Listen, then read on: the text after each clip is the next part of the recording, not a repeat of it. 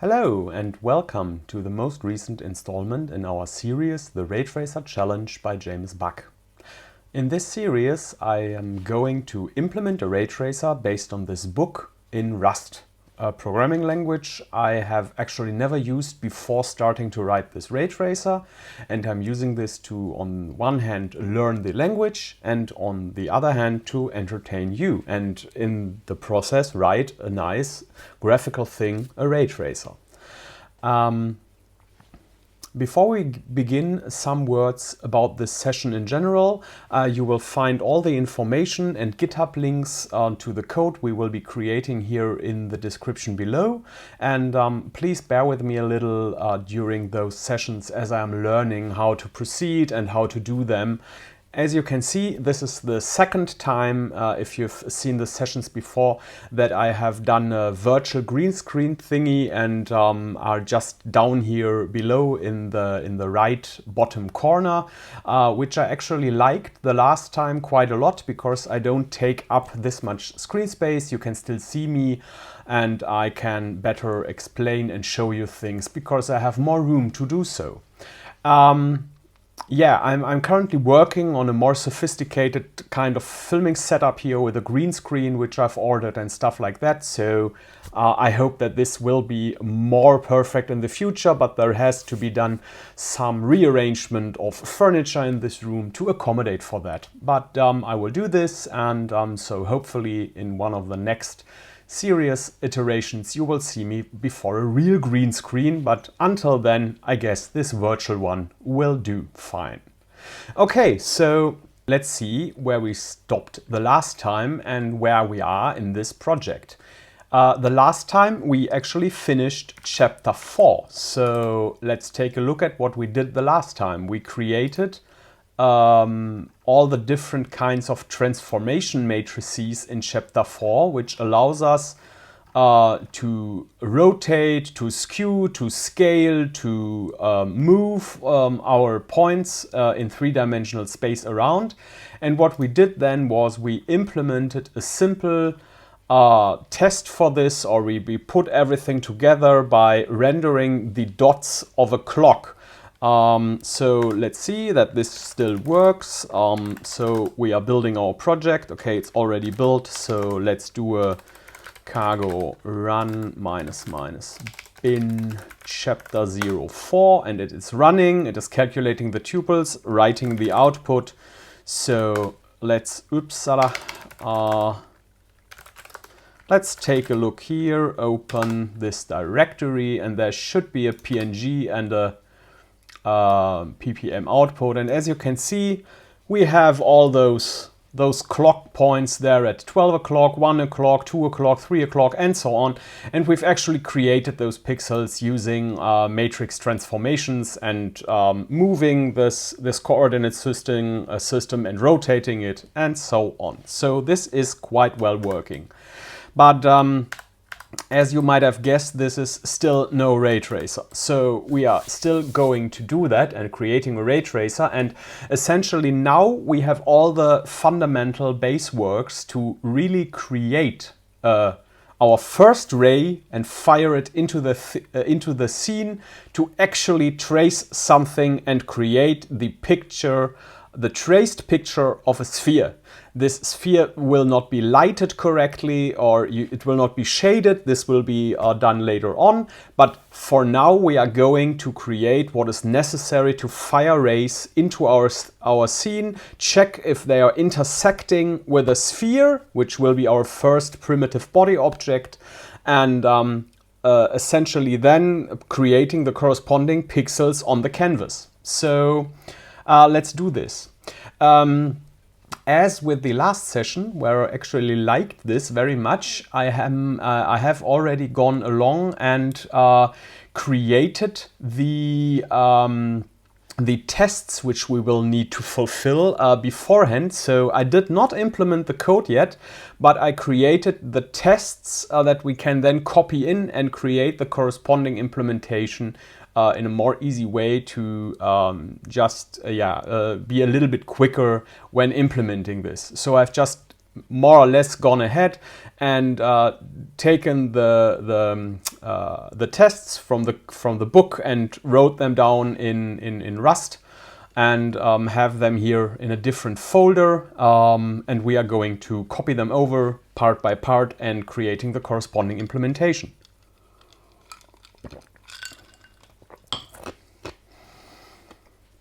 But first, let's take a look at what we are essentially going to do here. I've prepared something here so I can draw a little bit, because I will need to explain some basics now. What we are currently now first going to do is we need array. We need the mathematical representation of array. Array is nothing more than something that has a starting point and a kind of a directional direction where it flies, and then it can be actually at any of those points in between. So array is just going through the scene. So essentially what we need for array is some sort of position, and then we need a kind of direction. This will be the direction. One of those is a point, of course. So this is a point, and the direction will be a vector, of course. And then we need something which determines at what position of this ray we are currently are. So we are always starting at this starting position here, but then we could be, for example, here at this point, or we could be at this point of the ray, or at this point of the ray, or at this point of the ray, or this one. And this range here is actually called T. We will call this range T. Why is it called T? It is T because it is named after the time the ray is going to have been flown through the space until it reaches. That's actually something that comes from the physics behind it, that we are trying to model here. But essentially we are now first of all going to implement this. So let's let me put this this graphics here away so that I can have my keyboard nearer at me until we need them later on to explain other things. First we are so going to do and create array. So let's create array. Array rs. Now that we have this new module, we need of course to include it here as always. So let's do this, pubmod array, so that the compiler actually knows where to get it. And now, as I've said, I've prepared the tests. Let's take a look at the tests. Let me quickly open them. I have them here in the Ray Tracer Challenge prepare ray, no, source ray rs, there it is. So let me open this one up, close the terminal again.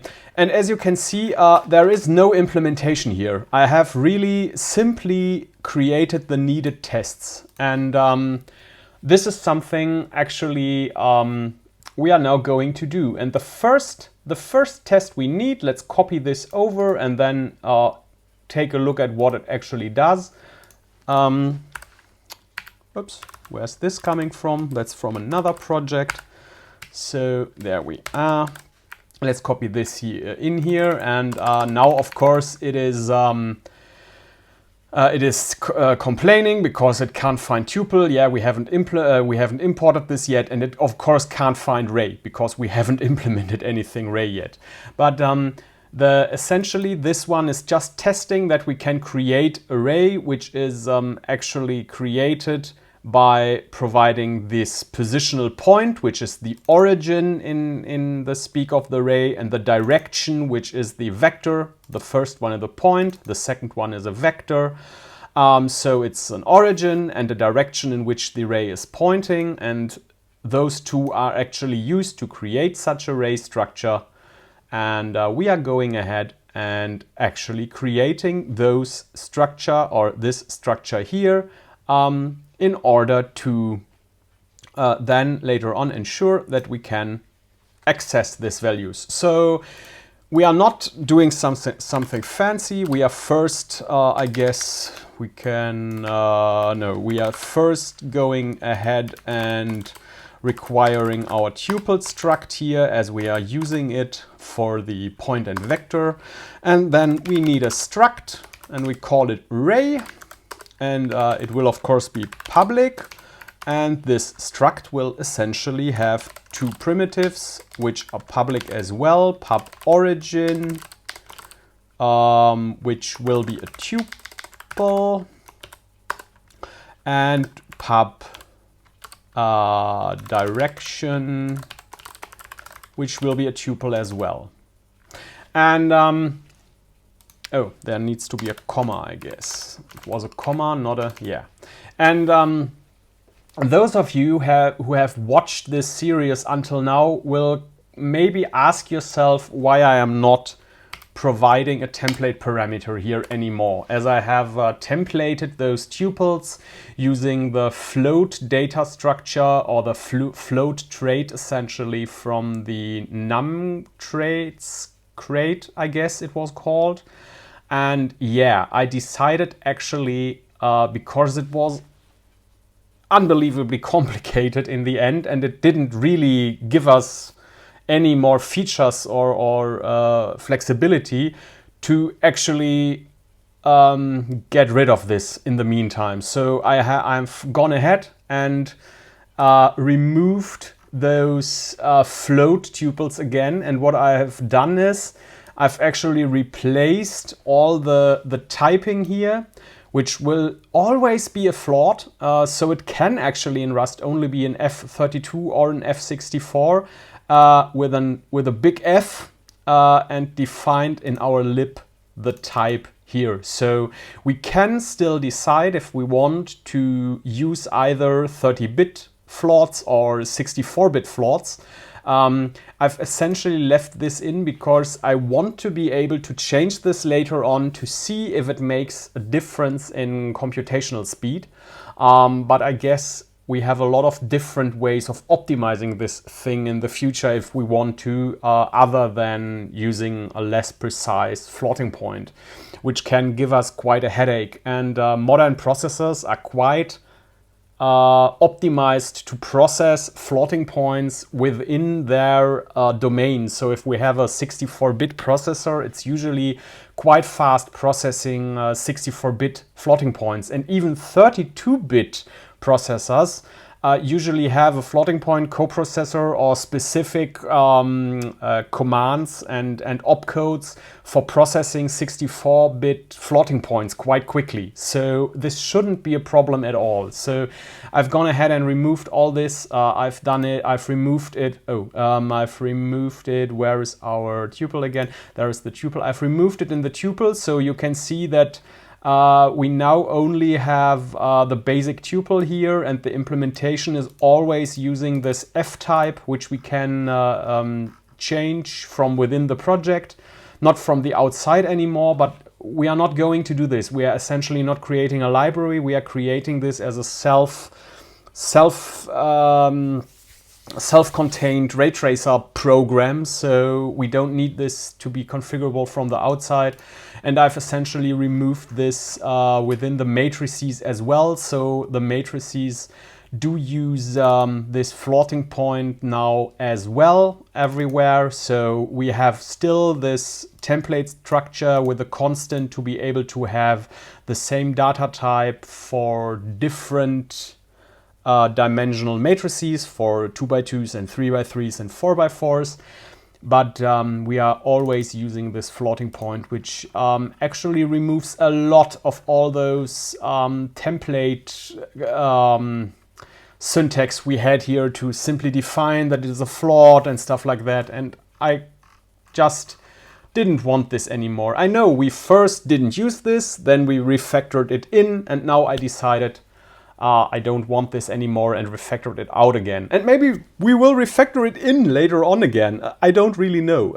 This is part of the fun we are doing here. Like, we are learning this language and getting to know all these things. And even though now we have removed all this again, or I have removed it in the meantime, because I didn't want to film this because it simply was going ahead and deleting all this code again and replacing it with Fs, and it really wasn't. It was just some linear work going along and removing all that, and not very much fun, so I didn't record it. I did it one weekend in the evening and just went through there and removed all that.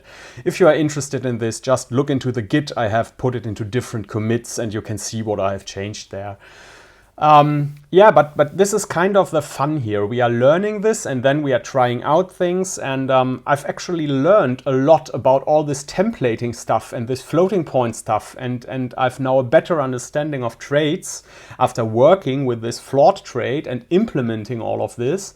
And actually this is what is nice doing this. We are learning this language while we are going along. So yeah, so let's do this now and go back to implementing our array.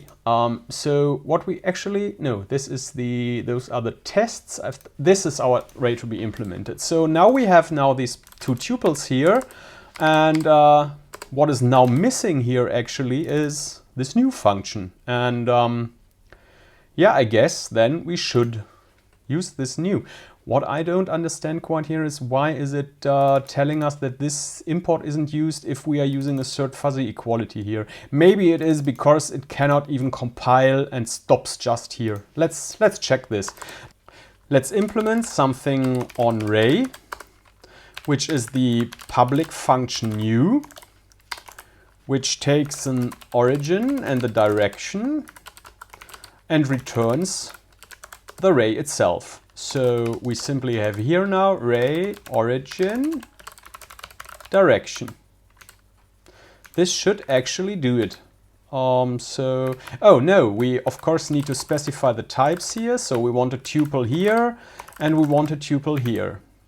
And maybe we should do some checking here and ensure that the origin is a point and the direction is a vector, because why not, just to have it a little bit more robust against errors which we might create later on, and ease our debugging, which we most likely will do later on. So if this is wait a second, we need to actually do something like, I want, if it's not a point or it's not a vector, then I want to panic at this point and say, given origin is, no, let's just say origin argument needs to be a point and direction needs to be a vector. So I guess it's okay if we crash at this point. We don't need this parenthesis. I'm still not comfortable not writing those parentheses there. I'm still always doing this. So yeah. So now actually this test seems to be green, but let's execute it. So let's open up our terminal. Let's do a cargo test. Let's run all the tests. Why not? Yeah, and they are all passing. And to easier find this test, let's check if we can run this one. And yeah, it's correctly running. Test, array test, creating, querying array, creating and querying array. Works fine. Nice. So as this is working nicely, I guess we are just taking the next test then. Computing a point from a distance would be the next test the book tells us to implement. So I guess we are doing this. Let's copy the test in here. So, and let's take a look at what this test actually is about. It's about computing a point from a distance. So what we are doing here, we are creating a new array here. And then we have this array position method. And this position method actually is the infamous T. You might remember this one from my, let me just open up this,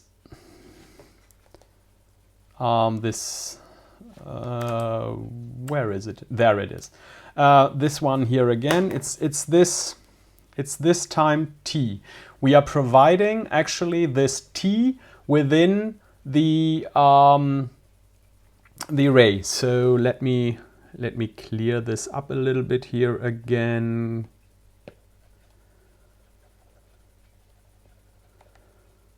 We have our origin here, and we have the direction. And the determination on how far along on this array from this origin here, can I easily select another color here? Oh yeah, I can. Awesome. So let's do this. The actually how much we are along on this array, how much we have moved from the origin to, let's say, something like we want to go to this point here. This here is actually our T. So how much along on this array are we? So this is described by this value T, and we are giving this value T. It is simply like the origin plus T times the direction vector gives us this position. And this is essentially what we are going to implement now. And this is this position function. So let's go ahead and implement this. Or better said, let's check. We have this origin point here, which is 2, 3, 4. And as you can see, my IDE is quite intelligent. It marks the same thing here as well. If we are at position 0, at T0, the origin point is our target point, or target position on the array. And we are only moving in the direction x here. So if we are at position 1, we will have 1 times this directional vector in this, or on the way of the array. So we will have now this 3 here, which is now 2 plus 1 is 3, and the other 2 will not have changed as our direction vector lies on the x-axis directly. And it's the same with negative t's and with decimal t's like 2.5. It will always give us the correct position on the array. This is very important because later on we need to check if array intersects with something like an object within our scene, and then we can determine actually the t where this intersection happened. So we are actually going along this array. We will be doing it in a mathematically quicker way, but we are essentially wandering along this T on the array, and if it intersects something, we need know exactly where this happened, so we can determine the distance, and therefore we can determine all kinds of visual representations which will be created through those circumstances of the array intersecting at some position. Yeah, so I guess that, so now we will implement the pub fn, position it was called, and we are providing a t which is of type, not t, it's of type f, which we actually need to import here, and I guess my IDE has, no, it hasn't done it, so let's do it. Use create f, so we have this one, and it will actually give us a tuple. So no, better said, it will give us array. It will give us, will it give us array? No, it will give us, what is it actually returning? Let's check the test. It's actually giving us a tuple. It's giving us a point. So let's return the tuple here, and let's implement this, I guess. So the last time I had this, I splitted this up somehow. This was quite nice, so that we could see the implementation and the test side by side. Let me do this again. So we now have kind of this test here, and maybe we can get rid of those, and now I can implement stuff here, and you can see both sides, which I quite like. So yeah, we have this. So maybe let's just a second. Let me reorganize Windows here. Let's move those tests we are implementing further along. Move them there as well. So now this should be quite okay. So yeah. So we have this position function, and what we are essentially returning here simply is, oh, I've forgotten to have the self here. So we need a self reference in order to access the origin here then. And now we can simply add to this origin the direction, and we are multiplying it with the value t. And that's essentially all we need to do to calculate this new position. And as you can see, now our hard work before implementing all of this tuple multiplication stuff and vector stuff and point stuff and matrix stuff is starting to pay dividends here, because now we can simply work with it and it simply does what we want, and we don't need to think about it a lot because we've already implemented this. So we are simply going ahead and adding to this origin point times t the direction vector in which the ray goes, and we should have the proper result. So let's check this. Let's do a cargo test ray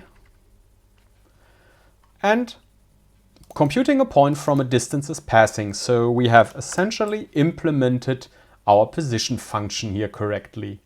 And let me say one word of advice, which I guess will not work. Let's test this, but I guess it will not work. If I would have written not self-direction multiplied with t, but t, maybe Rust will do something now, I'm not sure. T multiplied with self-direction. No, it is not working. So why is this not working? Because we implemented the multiplication functionality, the multiplication trait with an F64 on a tuple. But we have not implemented multiplication on a tuple, on an F64 with a tuple. So this way around it does not work because Rust does not know what to do, but multiplying a tuple with a scalar, an F64 in this case, we have implemented. So this is working actually. So yeah, I just wanted to actually check this out because I've guessed that this will not work because it doesn't in other languages as well, and I assumed Rust wouldn't do it as well. So yeah, it's an interesting fact.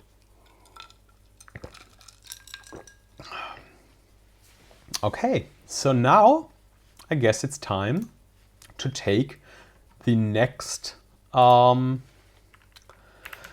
test, which would be the ability, obviously, to, where is our, let me scroll this a little bit higher so that you can see it, translating array. So, oh no, I wanted to copy it here, so this is it, yeah. No, not panic abort, but translating array, and let me move it higher.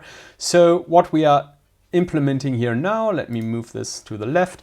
What we are implementing now here is the way of actually having a translation matrix and of transforming array. So what we are now implementing is the possibility to apply a transformation matrix, in this case a translation matrix, which we implemented before, onto array. So take this array, manipulate it in a way that it actually is transformed by this matrix, so that we can move it around in space, or we can rotate it in space, or we could skew it in space, or scale it in space. All of those stuff we will check now in order to make sure that we can apply a transformation matrix to array and get another array. This is quite important actually, as we will need this later on to to have all these different arrays go to the right positions,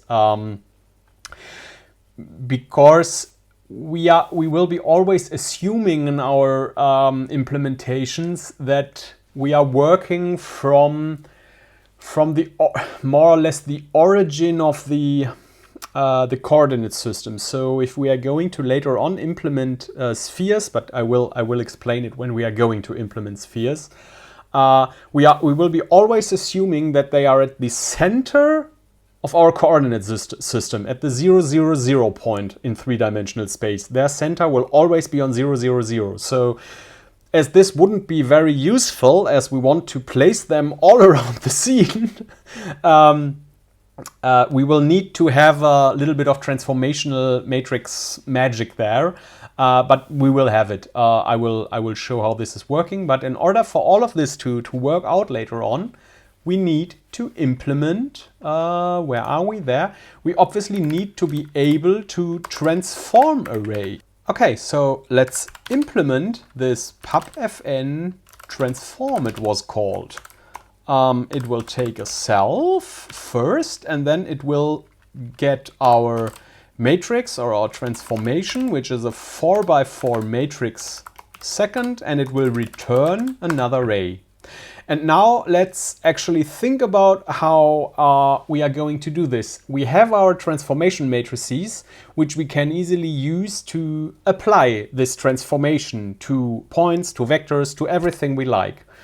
So what are we going to do? We are simply applying this transformation matrix to our starting point of the array as well as to our direction. Because if we're simply moving the array, for example, on the same directional axis, it will not change. This is actually what this test shows.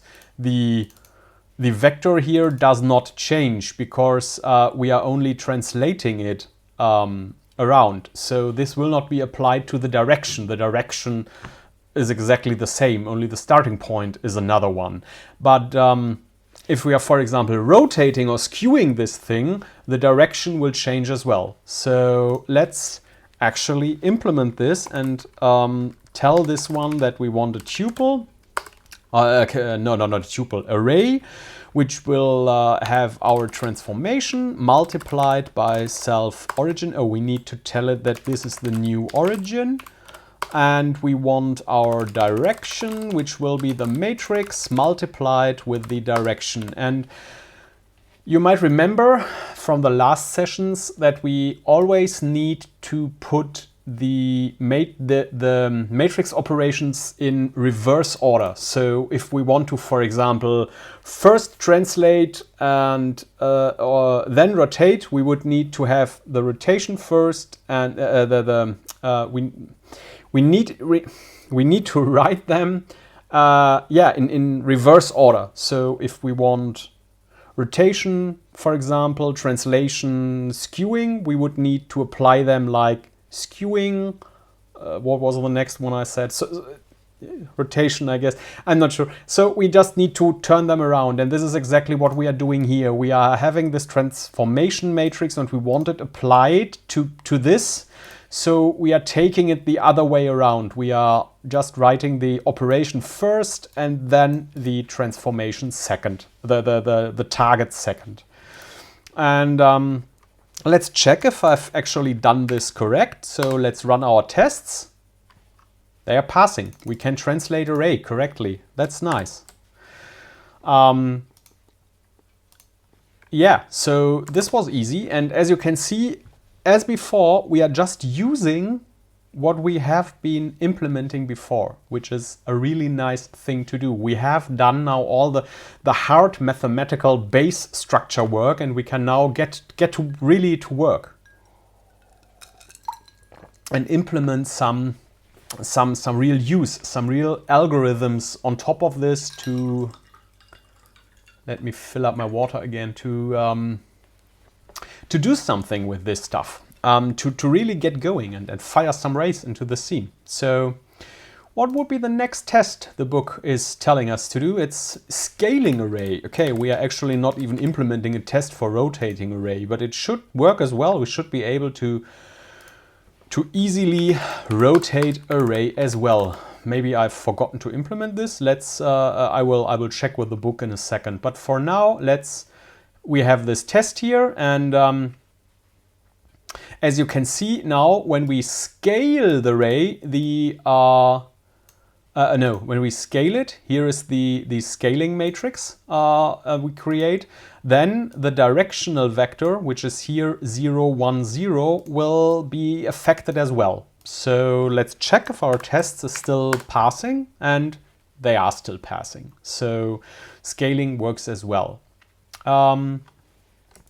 That's really, really nice. And we are actually ready to use this array. So let me check out first if I've really done all the tests right here. So if I've all the array tests we need, if I didn't miss something, let me check with the book. And then let me check what we are doing next, because I actually don't know anymore. I have a guess, but I don't really know. So yeah, what we are now going to do is we are going to implement intersections with spheres. We want to check if array is intersecting with a sphere. And so we have our sphere here, I guess. Not very spherical, but yeah, you get the point, I guess. It's a sphere. It's obviously a perfect sphere, what I've just drawn here. So, and we have our array. And let's assume our array is coming from here somewhere, and it's going here, and it's just intersecting with this sphere. So it has an intersection point here and here. Those are the two intersection points now this thing has, and what we want essentially is to calculate where those intersections are. And we want to intersect those points with regards to the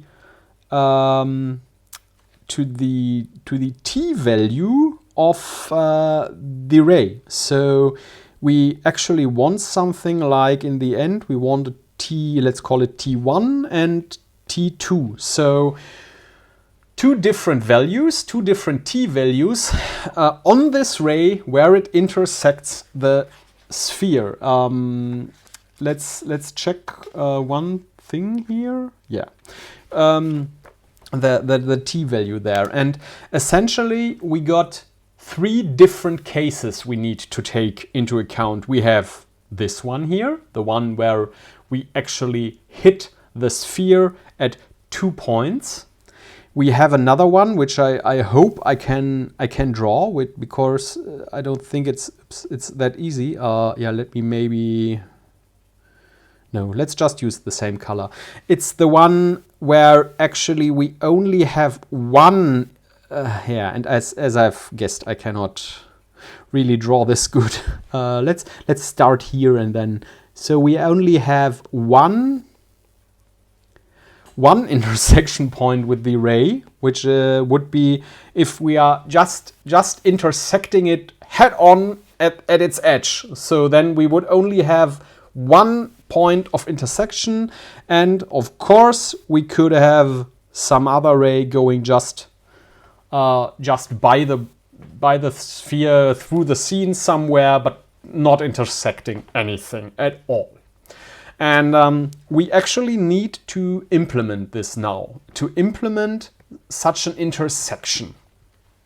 And it's a little bit, I will go a little bit differently than the book, because I had kind of a hard time following it the way the book did, because it explains things in a different order. Like you first create this intersection thing, and then you create an object around it, and then you create a collection around it and stuff like this. And I've written the tests in a way which I guess we will be implementing it later on. Maybe we need to refactor the data structures I've thought about when implementing the tests. Now, while we are doing it, or better said, we are not refactoring them, we are creating them in a different way, but let's see. So we have now all our array tests here, so I can close this one. And what I'm now going to do is checking this. We now have here this intersections. Let's open this one up, and essentially this will this will actually, yeah, this will use so-called intersections as well as a sphere object. So we essentially now need to implement two different things. We need, of course, implement something like a sphere, which we can intersect with. And then we need to implement something like the intersection, where we now can, as you can see here, store an intersection with a sphere. And the way I have thought about this is the following. I need to show you something different. I hope I have the corresponding tests for this. Yeah, sphere RS. So let's take a look at this one. This actually tests intersections, something like array intersects a sphere at 2 points. And what we now need for this is we obviously need a new ray. That's not that hard to do. And we need a sphere. Seems to be yeah, okay as well. So so let's create array and a sphere, and then we are calling intersect on the sphere, give it the ray, and then it should tell us if it is intersecting with the ray. So we are essentially implementing it the other way around, so that we can ask later on each object in the scene if it has been intersected with a certain ray we are currently firing into the scene, because this is essentially what we will do algorithmically later on. When we are going around this, we are creating all the rays, and then we are just iterating through all of our sphere objects and checking if, not sphere objects, but all of our, how do we call them, bodies, objects, whatever, everything in the scene. Yeah, scene objects, I guess. We are iterating through all of our scene objects and checking if they have been intersected. And once we have an intersection, we can then even check if there is one object in front of the other, which one was first. And so we see where this actually ray of light in the end hit the object, and do all kinds of interesting stuff with that information. So the first test we need here is a sphere test based on the intersection with it. So let's create a let's create a new document here. Let's call it sphere. Am I in the right folder? I'm not even sure. So let me check. Sphere source new sphere RS. There we are. So yeah, so I guess let's paste this test here, and I guess we need this one here, at least partially now. Let's see. Yeah, we will not have a body there. Intersection not, and tuple. Yes, we need tuple, but we should get it from the parent scope by the super. I've actually the usages here are partially created by my IDE while I was writing the tests, so it doesn't obviously know that something like the tuple will be available from this import later on. As you can see, there is no implementation here as we are currently writing this implementation, and I've just written down these tests as best as I could. So it created all those imports here to satisfy something like, for example, the usage of tuple here, because it doesn't know that we will later on use it in the scope above. So we can simply delete it now that we are copying it over and doing it for real. So yeah, but what I need to do is actually go to librs and load our sphere module here so that it will be compiled. And now we of course get the errors telling us that all this stuff hasn't been used yet. So yeah, let's I guess create a struct called sphere. And for now, our sphere will not need to hold any information. We will later on give our sphere, if I remember correctly, and this is one of the things that is implemented in different parts, and I'm not sure how to get this going. We will first do a sphere with no information stored in it, and then later on we will actually add information like a transformation of it, I guess. Let me just quickly check this. Yeah, exactly. Later on it will get a transformation, so that we can actually kind of move the sphere around in space, in the world space, even though we are technically always assuming in all our calculations that it will be in the center of the kind of universe at our 0,0 position, but I will explain this later on. So this is actually, while I am providing in this tests here the special type none, which is it's an enumeration in Rust. There is the optional enumeration, I guess it is called. I will need to check. And this one does have a none value, and let's check. Rust optional trait. Or no, it was an enum, I think. Yeah, exactly. It's the option enum. And you can use the option enum to provide a value, either provide some value, which is then of type T, arbitrary type, or none, which is not the value. So this is used for certain returns, like I guess we already used them, like the ones when we we are using the writing stuff, like writing in the file system and so on, which we called unwrap on. I guess this is a kind of an optional which could return an error, and it could return none value and some value and so on. And it can be used for return values, for example, which are optional, or we could use it for input values as well, where we can then apply none or something else. And if we got none, we can simply do something like take a default or something like that. At least that is how I understood it while reading Rust documentation. So might be complete nonsense what I'm just telling you there, but we will see if this actually works out. So let's see. We now have this array intersection we want to implement. So I guess we have this struct sphere here, which we already started. We will make it public, of course. For now, it will not have any properties, at least when this works in Rust. We will see.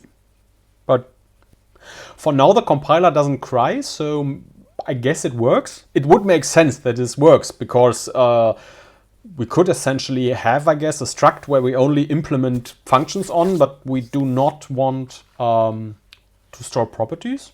I hope this is okay. So, and now we are implementing on this sphere. The first thing we are doing here is implementing the new method. No, the first thing we are doing is we are importing the stuff we need here. We are using create array,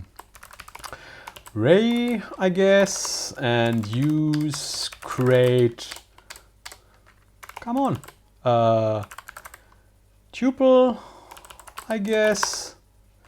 Do we need something else? No. So, yeah, I guess now we are about implementing this. We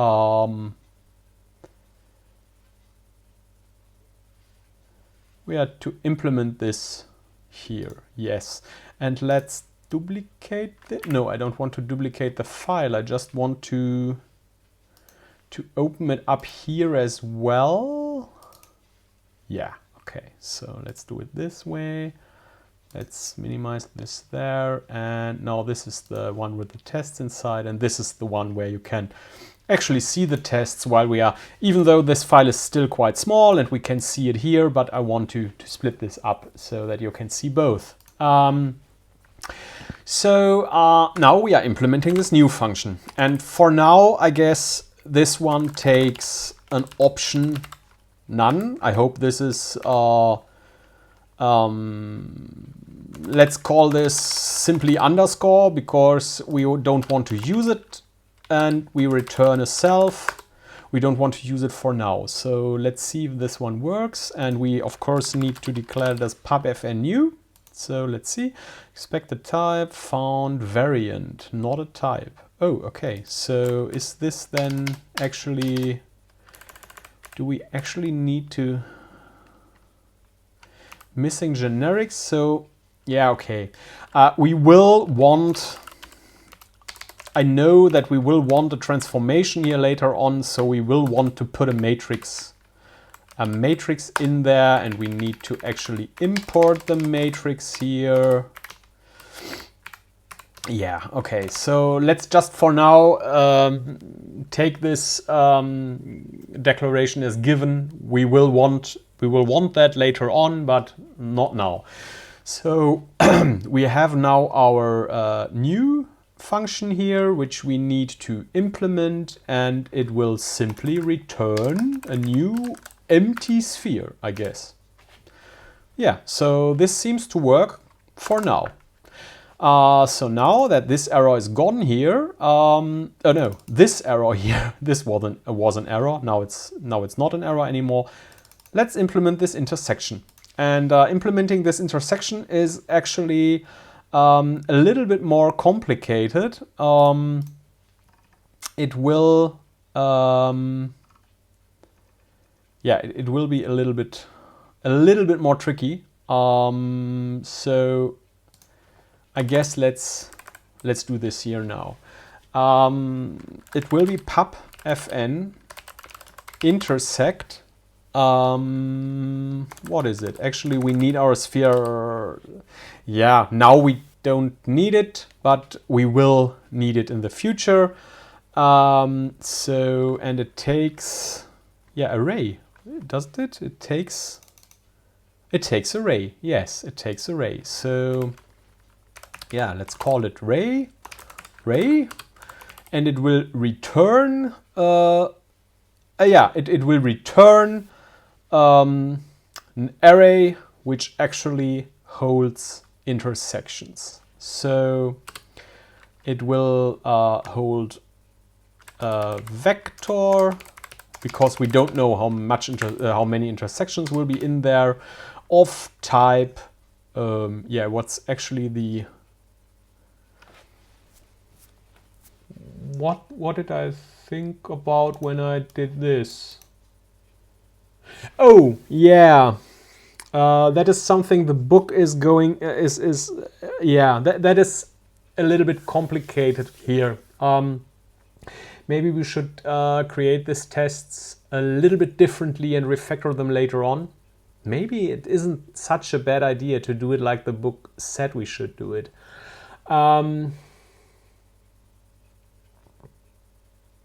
Let me just think about this for a second. Essentially, in the book, it is explained like you are first returning an array of t values, and then later on you are converting this to a return of an intersections object, which is kind of an array structure which holds objects, so-called intersections, which are representing this intersection by providing the t value as well as a reference back to the world object, in this case the sphere we intersected with. So it is an easy way to later on combine all those things together and get in the end a list of all the intersection timings, the t variables, and the objects which they intersected with, because then we can easily order them to have the first intersection and the last intersection and stuff like that, to see where the ray hit first, and have the corresponding object to get information like what color is it, what material is it, and so on and so on. We will only use this in the upcoming chapters later on, but we will need this information. So this is essentially what is implemented there. And this is why I put this parameter t there, but now I'm not so sure on how to actually implement this. So maybe we will do this from the start, and we will, of course, I guess, refactor this later. So let's do something like create an intersection struct here, I guess. And this intersection struct will then simply have, let's give it a t value for now. And this t value here will be of type, of our floating point type, I guess. And yeah, we need to import this, I see. And now I should be able to return a vector of intersections here. Yeah, I guess this should work, shouldn't it? And now, and how we are going to link the objects together, we will see later on, because I'm not sure that we can do it the way I want to do it, because of Rust's memory management and ownership stuff and so on. And I guess there are different ways, and I've read a lot of different possibilities to do this and seen one that I particularly liked, and we will try and go and implement this, but I cannot guarantee that it will even work. So let's see, let's do this first. And then we will discuss the problems we have with it later on. So now we have this intersect here. So let's see. We have this intersect method, and it returns a vector of intersections. So do we need to import this? No. Seems to be there by default. Seems to be part of the standard library, I guess then.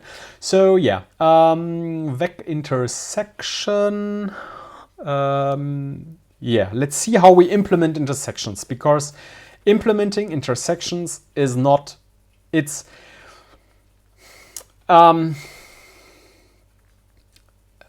implementing generic intersections with a sphere is actually not very hard. The mathematical concept behind it is not that difficult, but it's kind of hard to explain. So if you are really interested in it, I guess you should just read up on it in Wikipedia, because it actually is a very elegant and nice way, and it even allows us to intersect not only with spheres but with other objects in the same way. And it is a nice way of doing it. It is essentially creating a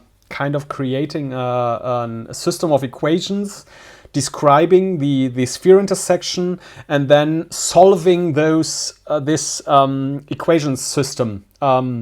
I'm not sure if this is the correct English term for it. If you have a lot of different equations which are describing a certain system, and you are then resolving them to get the different variables out of there.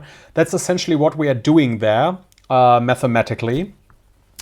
And the book simply has more or less describes more or less this algorithm, and I guess I will simply implement this one here. And what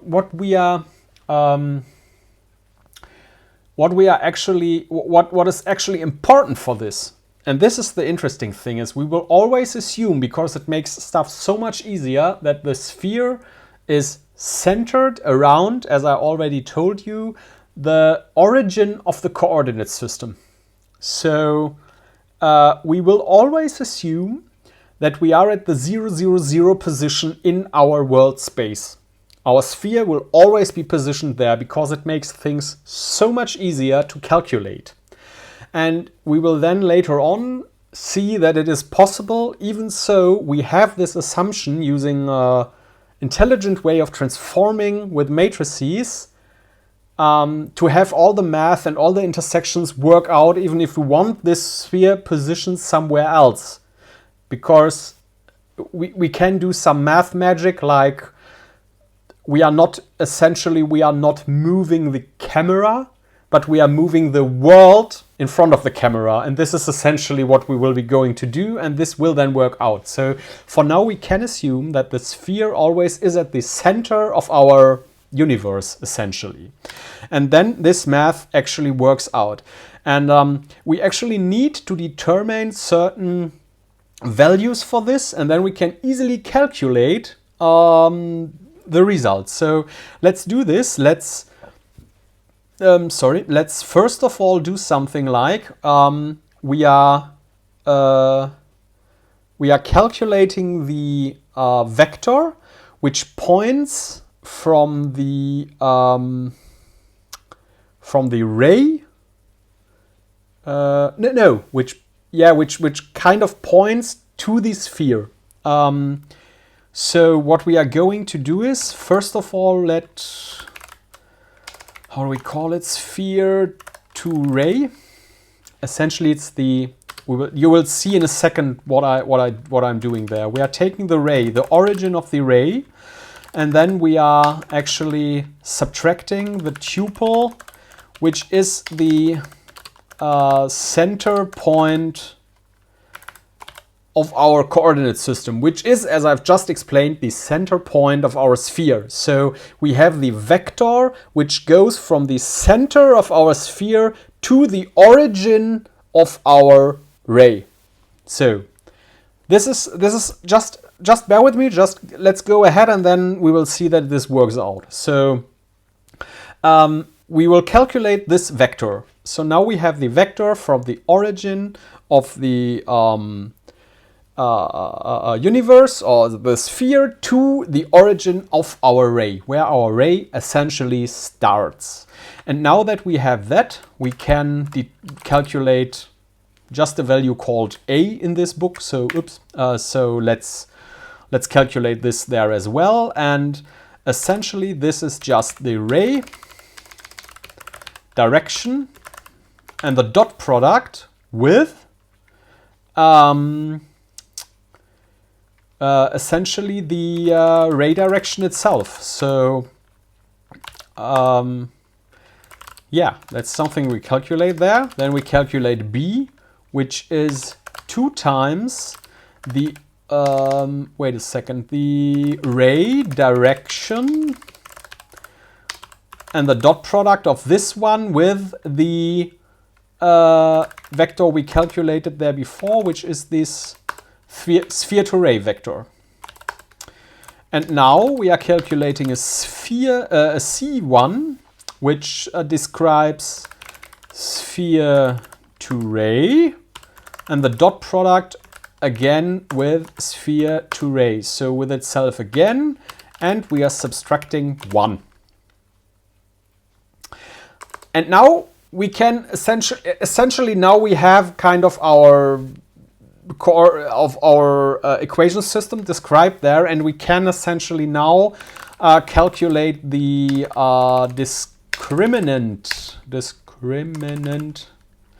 of this equation system, or at least part of it. We can now calculate the discriminant of our equation system. And the discriminant of the equation system is something that describes, again, that it describes different things. But first and foremost, it describes or gives us information about whether the equation system is solvable at all. So we can easily determine with this technique if we have an intersection with the sphere at all before we even start calculating these intersections. But if we have a discriminant and this discriminant is below 0, so it's smaller than 0, we will not have any intersection. There will not be one because we cannot solve this this equation system.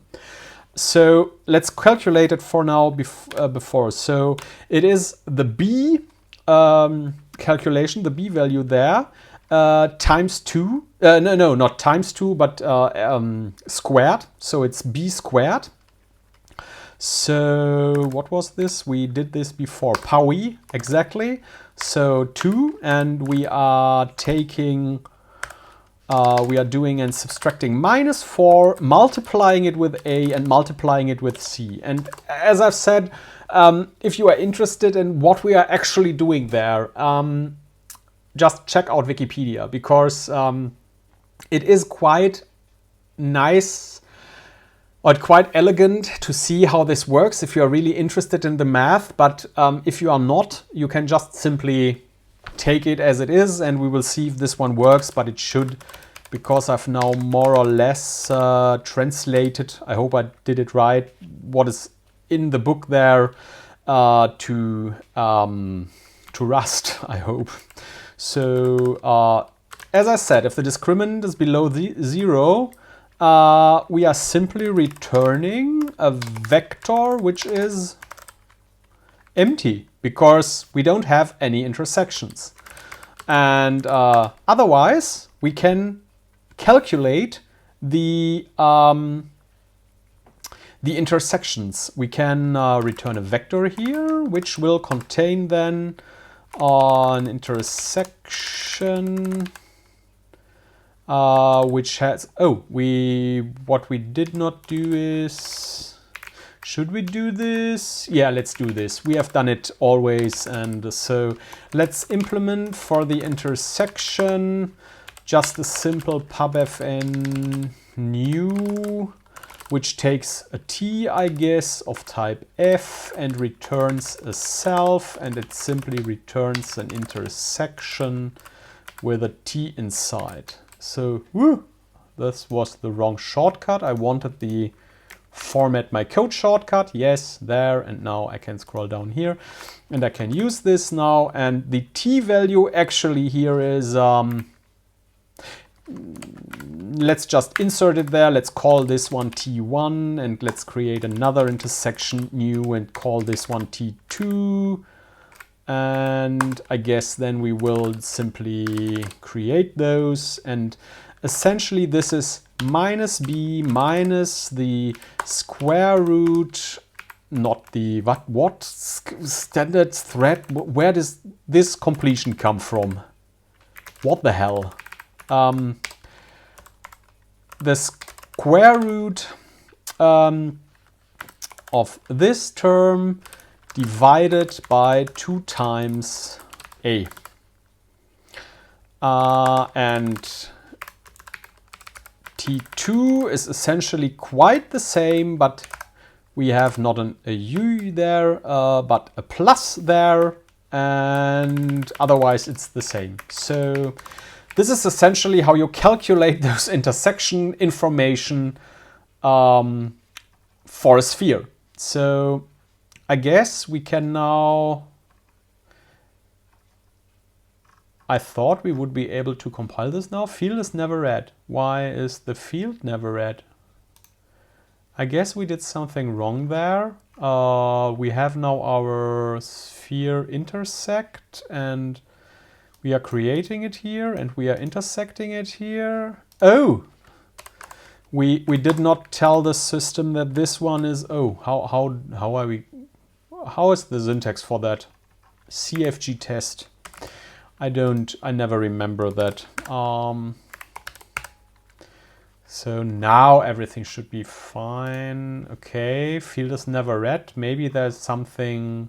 Oh, it's because we didn't make it public and internally it's never read. This is right. Yeah. So now we have implemented our intersection function, and let's assume that this one will will stay this way, as it's just the mathematical intersection calculation between a ray and a sphere. And let's just leave it at that.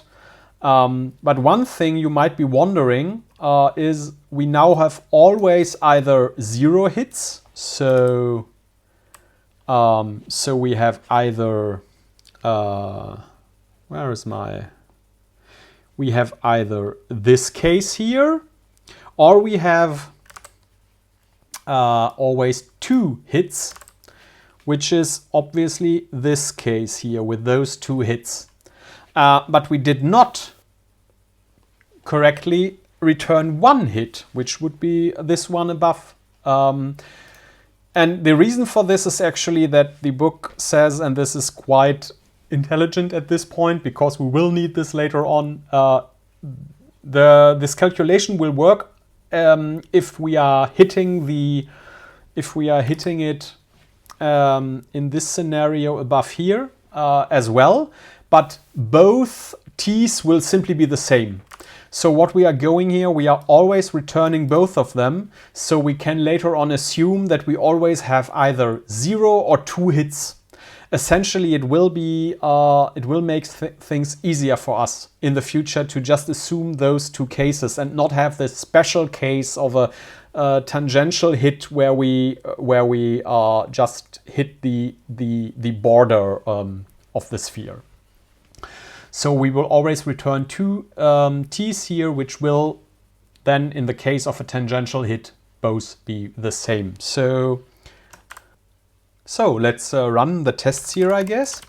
Cargo test sphere, and it compiles and the tests run. And until now, I'm very surprised why all of this stuff compiles at the first try, and those tests I've written blind are working until now. I'm kind of surprised, but okay, I take the win. So yeah, let's take a look at the next sphere test, and that is actually that we are having 2 further tests. One which is there we go. One that is actually, did I do something wrong here? Oh, I've pasted it in the wrong file, not in the ray file. I should have pasted it in the sphere file. There we go. So 2 different tests. The first one is a ray intersects a sphere at a tangent. That is essentially the this one where we just hit the edge of the sphere, and a ray missing a sphere. And if we did everything in this implementation correctly, and I guess we did, because I might have just borked a minus and a plus here somewhere, but we will find out shortly. If I've just transcribed this properly to Rust code, both of those tests should actually work out fine as well. And as you can see here, if we are hitting the sphere at a tangent, we are assuming that we get 2 values, but we are assuming that both of them are exactly the same. And if we are missing a sphere, we are assuming that we get an empty vector here. So I guess we can simply run those tests as well, and oh yeah, fingers crossed it runs. Nice. So yeah, I guess then we have actually implemented this. So let's check what we have next to do here. The next test would be something quite interesting. And this is, what if the origin of a ray is inside the sphere? What would happen then?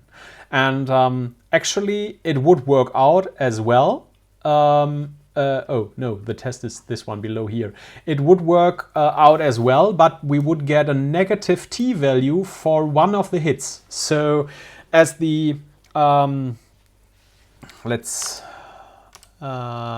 move there. So as the I guess we can I simply, yeah, I can take all of this back. Tick tick tick tick tick tick.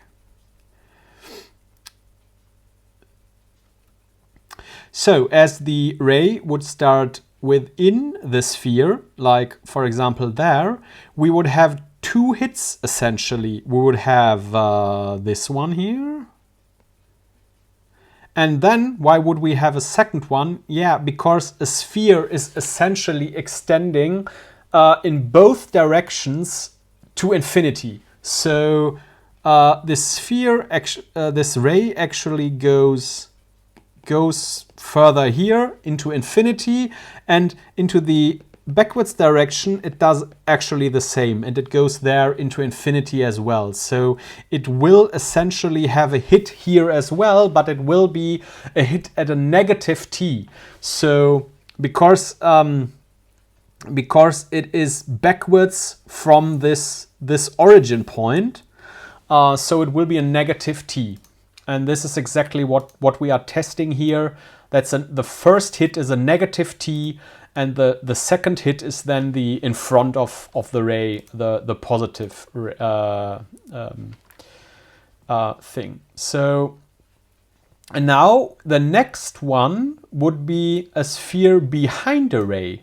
So what if we have a scenario where, let me remove all of this again and again and again and again and again and go. Yeah, no, this was one too many. There we go. So what would happen if the ray starts here and goes this way? Essentially, as we've just discussed, the ray goes into both directions to infinity, so it would essentially hit here and here anyways, but both of those t's would be negative.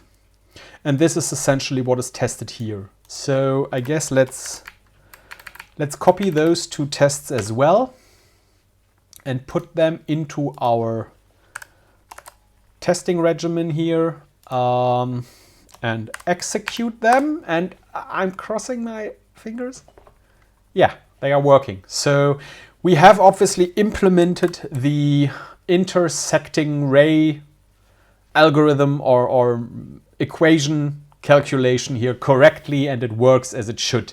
We can now take an arbitrary ray and calculate its intersection with the with an arbitrary sphere, not an arbitrary sphere, actually a sphere which is which lies on the can I draw this like this, I guess, which has its 0 point in the middle of the sphere and has a dimension of 1 in each direction. So so essentially this here would be what would it be? -1, 0. This here down here would be 0, -1. This here would be 1, 0. And this one here would be 0, 1. So we have this kind of identity sphere, I guess. So a simple sphere in the middle of the coordinate system, which has a radius of 1 in each of the directions. I've now just drawn a two-dimensional circle, but as a sphere, it simply has a depth of 1 in each direction as well. So you can imagine that. And essentially, we are calculating arbitrary ray intersections with this specific sphere. So, what we, as I've explained now, what we have done now, we have implemented it on this kind of not very cleanly drawn sphere thingy. So what would be if we, or let me just create a new page here. There we go. So, and get this tablet in front of me again, so that I can more easily draw. So what would happen if we want to actually have intersections with, let's say, a bigger sphere, one which has not a radius of 1, or a sphere which is positioned somewhere else, we could essentially do something different there. We could essentially go ahead and say, okay, we want, or let's take a look at something. For now, let's assume we are only having those 2 dimensions, because it is essentially the same in the third as well. So we have somewhere here, we have our sphere, which is now not really at the center of the coordinate system, but assume it is. So maybe can I? Yeah, I can zoom in a little bit. So we have, let me redraw the sphere here. So we have our sphere here in this coordinate system. And now we have a ray, for example, one which comes from, let's say, it's on this x-axis, and it comes somewhere from here, and we want to calculate this ray intersections here, which would be here and here in the sphere. So now let's assume we want to move this sphere. So what we could do is, why can't I zoom out now? I could zoom in just a second ago. Why? Okay. So now let's assume this is not working as I would have expected it does. Okay. So now let's assume we want, let's say we have this coordinate system again here, and we want to have this sphere like maybe here. Like, where could this be? Could be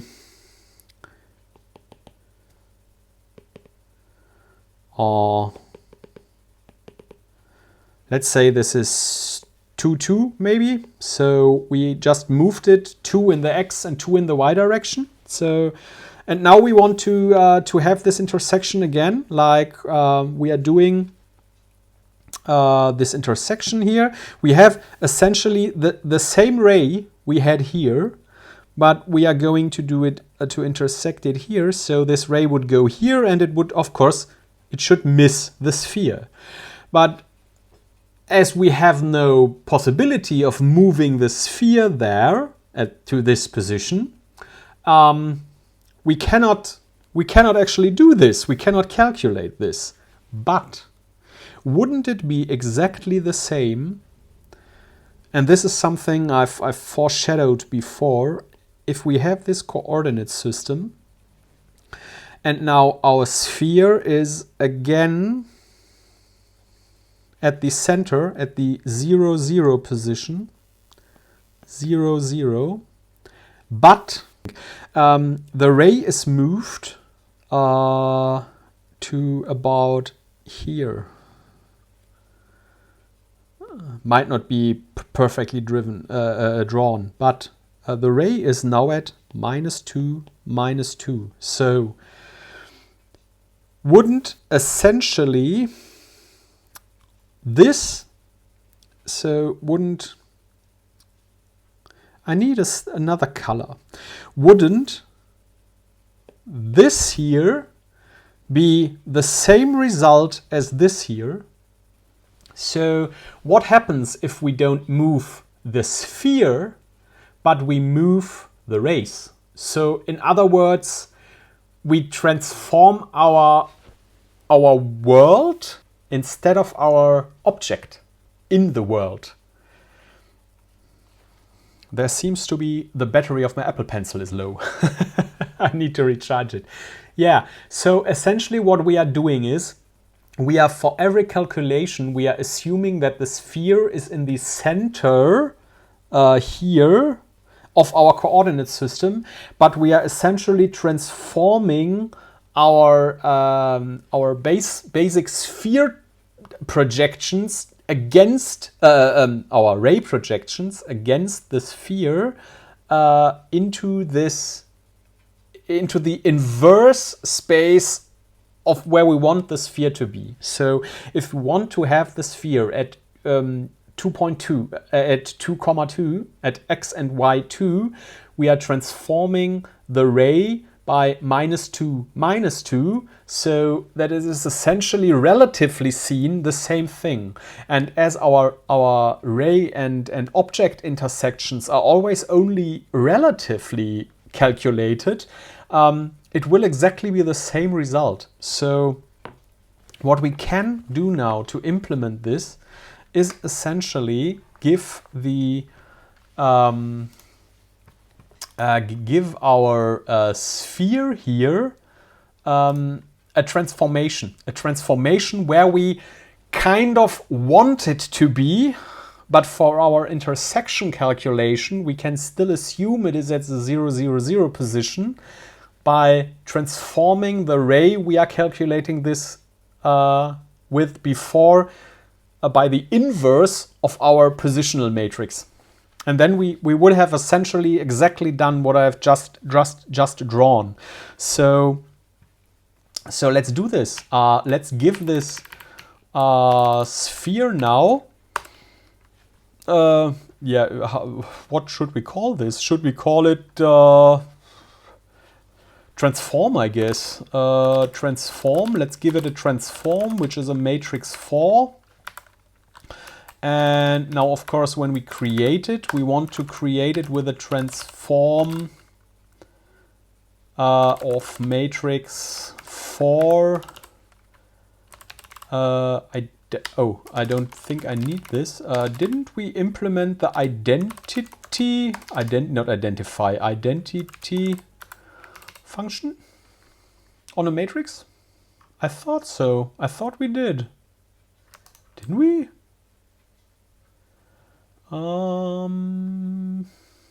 I implemented a default identity. So, not indentity, identity. Okay, and then it is working out. Yeah, and this one is it actually public? No, it is not. We are ignoring this information for now, but what we can do now is we have this transformation matrix, and we will go ahead and change this new function shortly that we can actually set it. But now that we have this one, we will do the following. We will simply take in the ray here, and what we will do is we will create a maybe object space ray. So it is the ray transformed in relation to the object space of our sphere. Yeah, I actually like that. And this would be then the ray with a transformation applied. And this is now why we implemented the transformation function on the ray before, so that we could apply it actually by our transform. But not the transform itself, but the inverse of this transform. And this one actually is quite nice because we implemented all of this stuff before. We can now actually apply the inverse of this transformation, so that we have essentially this case here. No, go away. So that I cannot show you with the mouse by. Can I move? Oh, I can move this. Nice. So that we have this case here actually where we inversely transformed this ray with regards to the sphere instead of putting the sphere there and leaving the ray where it is. And this is actually what we are doing here. And now at every position where we have this ray, we are just saying object space ray, object space ray, object space ray. We are using the ray a lot here in our calculations. Sphere to ray, no.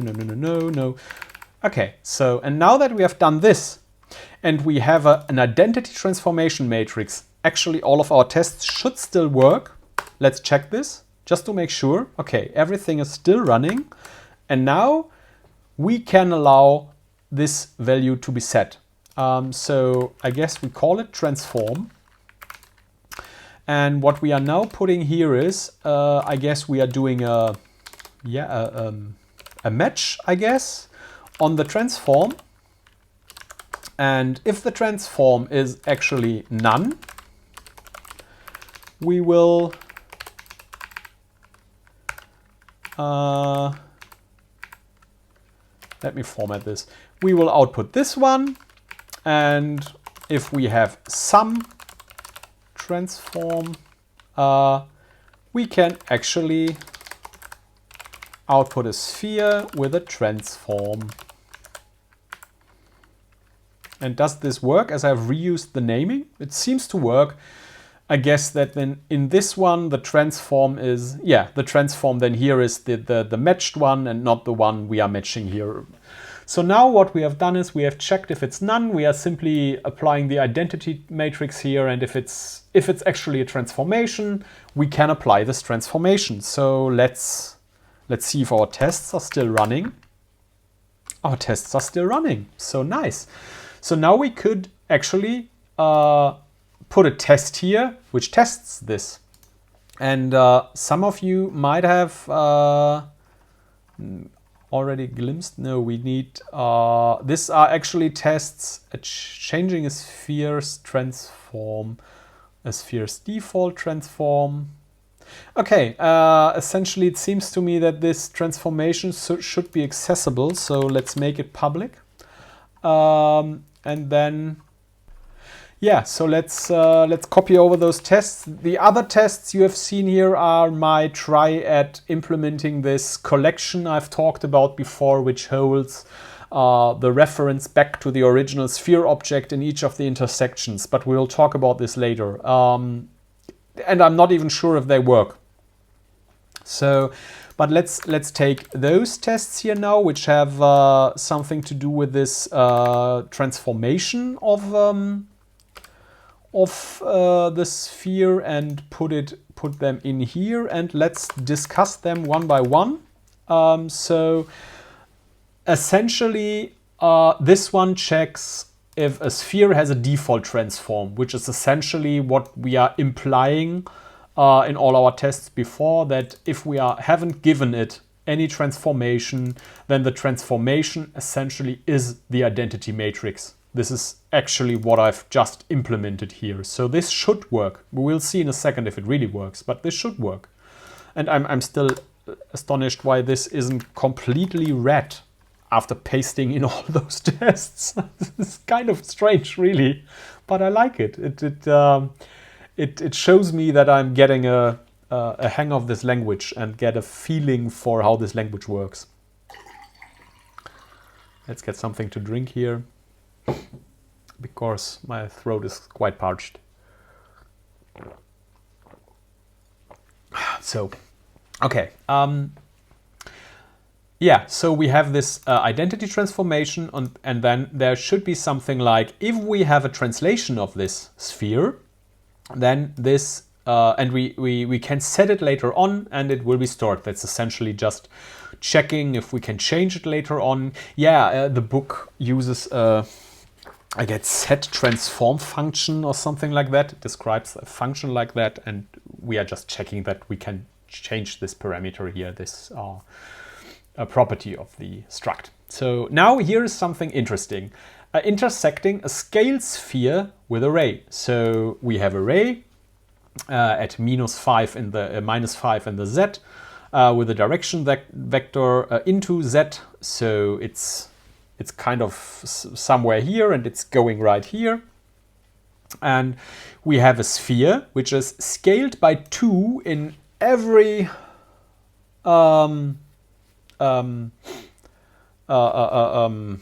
every axis. So it's just scaled by 2 in every axis. So we can now actually create kind of squished spheres as well, if we would like. Then we are calculating the intersection, and we're making sure that it is now matching on the scaled sphere and not on something that is essentially not,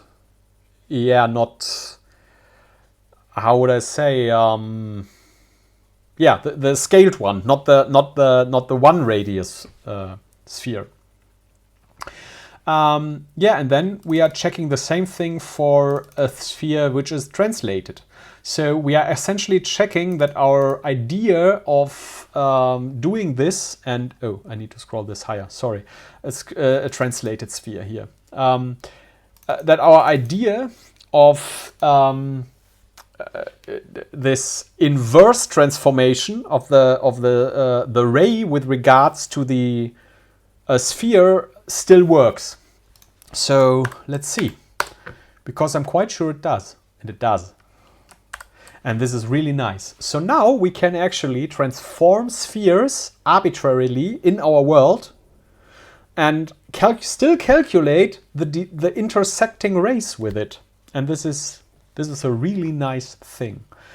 And yeah, I guess we should kind of commit this as a first step in what we have done here now. What did we actually change here? We implemented array. I guess we can implement this or commit this atomically. So let me just, can we split this one up? No, it can't, of course, split this. It can never split those small thingies, but we can do it ourselves then. So let's remove this here for a second again, and now we can just tell it to add the source lib and add source ray, and let's commit this. Implemented struct describing ray with possibility to transform it. And then we are adding this sphere here again, and now we can add the source lib again, and we can add the sphere, no, not share, source sphere, and we can do is implemented 3D sphere intersection, including arbitrary transformation. Because essentially this is what we can do now. We have implemented a sphere which can be arbitrarily transformed within the space, or at least from our perspective, we are giving it a transformation matrix with regards to how we want to transform this sphere. And after we've done that, we can intersect an arbitrary ray with it, and the math works out, and the intersection is calculated correctly. And this is a really nice step in our in what we have reached. So we now have a sphere, and we can intersect it with rays. And this is essentially the first real thing we did with regards to ray tracing. So yeah, I guess this is a very nice cut point where we could stop this session, and I hope you had as much fun as I did implementing this, as I now have seen where all of this hard work we did before comes together, and we actually can intersect now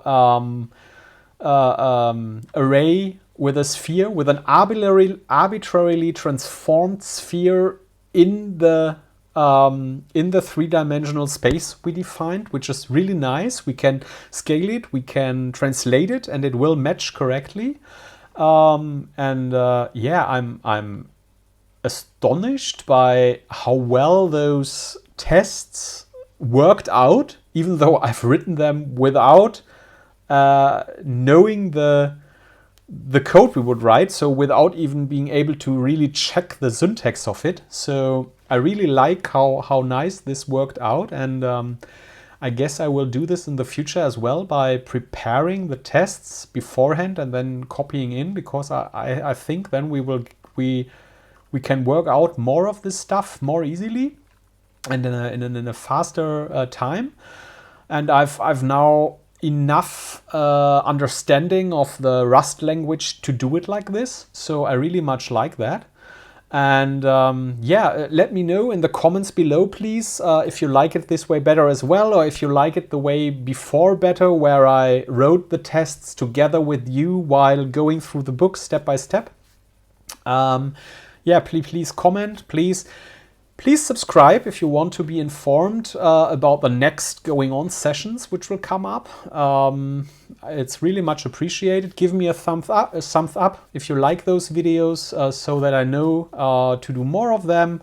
or to do maybe more of this kind of videos in the future. And yeah, the next time we will actually then take a look at this problem where we have all those objects in the scene, like the sphere, for example, and we have those intersections. And as I said, I want a link back to the object in those intersection structs. So let me check here. We have this. Where did we implement it? Intersection, I guess. Here it was. No, it wasn't the sphere. It was here. We have this intersection struct here. And essentially, we want some kind of link back here to the object we intersected with. So in this specifically case here, we had here the sphere we intersected with. We want a link to this specific struct object there. And it wouldn't be any kind of problem if all of those objects were spheres, but later on we want different types of objects. We might want planes, we might want cubes, we might want different objects, maybe even complex polygon models. We will see. But even though those are mostly composed of triangles, so but we will see, and we will implement this. And I've read up on this, and I think I found a quite nice way to do it in Rust. There are different ways, I guess. I haven't tried them out, so I can't tell you yet, but there are different ways, I guess, and I have just picked the one that I liked the most. So we will see if this one works out then in the next session. And I'm already looking forward to it, to try this out with you. And yeah, maybe the next session will therefore be a lot more trial and error, because it will be something I'm not 100% sure about how to create. All this stuff we did now was essentially just reiterating and applying all the work we did before to the new intersection calculations. But we will do some new Rust constructs, new to me Rust constructs, in the next session. So yeah, I'm really looking forward to this. And I hope you enjoyed this session as always. And I see you in the next one. Bye.